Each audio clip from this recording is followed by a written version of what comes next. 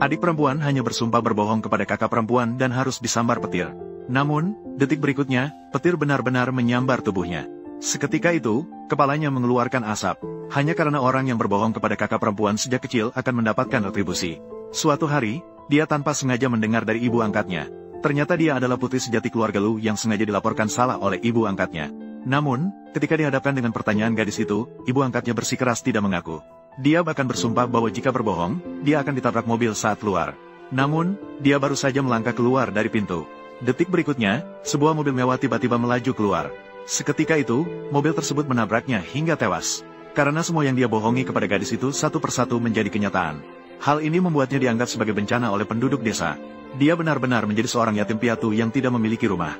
Namun, untungnya ibu kepala panti muncul tepat waktu dan membawanya kembali ke panti asuhan. Dan setelah dewasa, dia membantunya menemukan orang tua kandungnya dengan lancar. Dia awalnya berpikir bahwa dia akhirnya tidak akan menjalani kehidupan yang sulit lagi. Namun, adik angkat yang licik khawatir bahwa putri sejati ini akan merebut posisinya. Jadi, dia berpura-pura baik hati untuk membantu gadis itu membawa koper.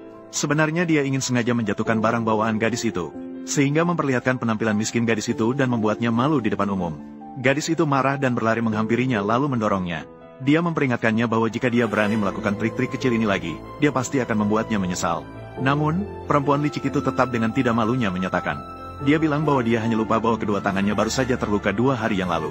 Tanpa sengaja, dia tidak bisa mengeluarkan tenaga dan menjatuhkan barang bawaan gadis itu.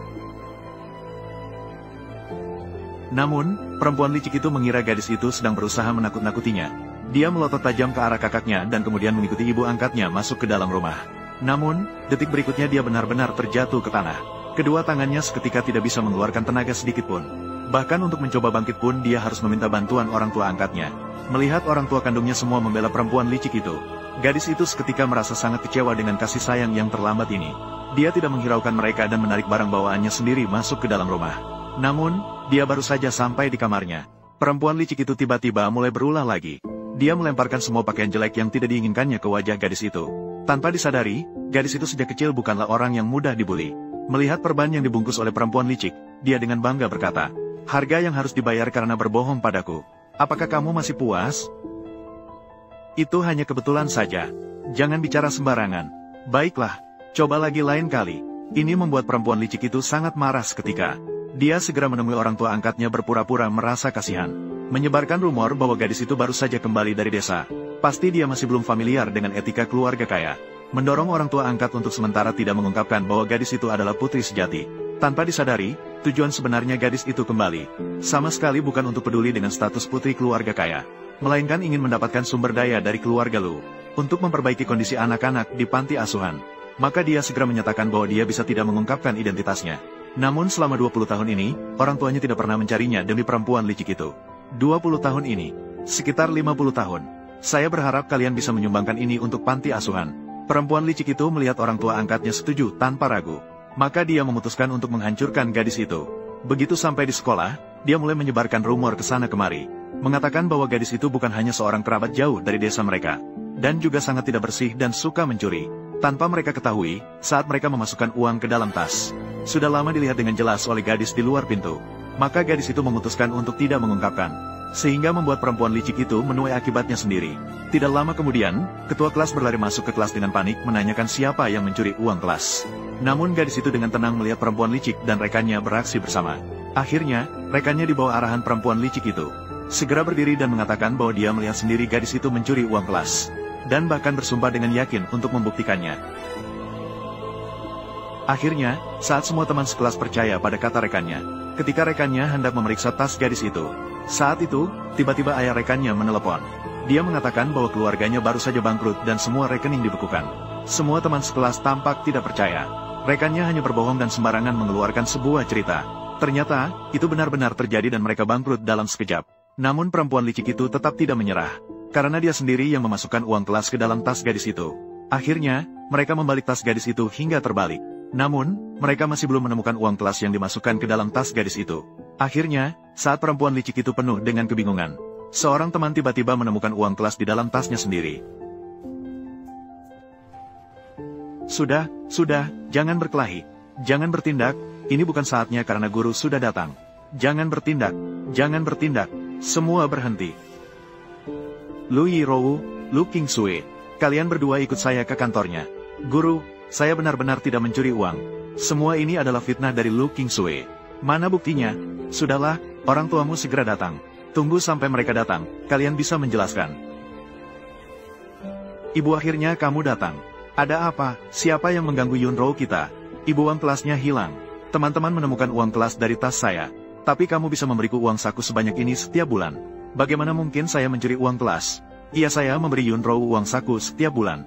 Semuanya 1 juta. Dia tidak akan mencuri uang kelas. Kakak, kamu tidak suka padaku. Tapi kamu juga tidak perlu memfitnah saya.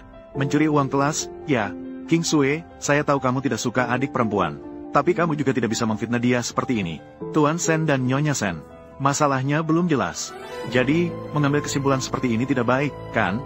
Orang luar pun mengerti prinsipnya. Sayangnya, orang tuaku tidak mengerti. King Sui, cepat jelaskan. Benar.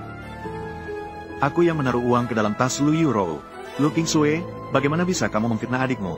Aku sebenarnya tidak berani membawamu kembali. Kenapa Anda begitu marah? Aku belum selesai berbicara. Alasan aku menaruh uang di tas Lu Yuro adalah karena dia yang pertama kali mencari orang untuk menjatuhkanku.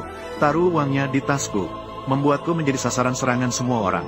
Saya baru saja mengembalikan uangnya. Yuro, apakah itu benar? Ayah, Ibu, saya sama sekali tidak. Iya, Yuro bukan orang seperti itu. Dia selalu polos dan baik. Dia pasti tidak akan melakukan hal seperti itu. Baiklah, jika kalian semua tidak percaya, maka aku tanya padamu, Lu Yuro. Apakah kamu berani bersumpah? Apa? Bersumpah. Apakah kamu berani? Jangan berbohong padaku. Jika tidak, akibatnya tidak bisa dibayangkan. Jika aku mengatakan satu kebohongan, keluarga Su saya hari ini akan bangkrut. Apa? Keluarga kita bangkrut. Semua rekening bank dibekukan. Kamu tidak berani. Karena kamu bilang, kamu adalah orang yang sengaja menjatuhkan orang lain. Apakah yang dikatakan King Sui itu benar? Hanya omong kosong, tidak membuktikan apa-apa. Kamu bahkan tidak berani mengatakannya. Cukup untuk membuktikan bahwa kamu punya niat jahat. Omong kosong apa yang sedang kamu bicarakan? Apa yang tidak bisa saya sumpahi? Apa yang saya takutkan? Lu Yuro bersumpah. Jika aku berani menjebakmu, Lu King Sui, saya disambar petir. Sejak saat itu, menghilang sepenuhnya dari dunia ini.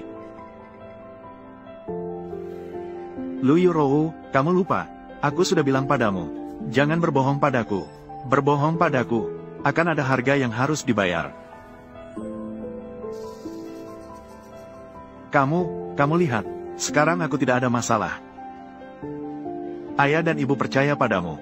Dia yang memfitnahku. Baiklah, baiklah. Ayah dan ibu percaya padamu.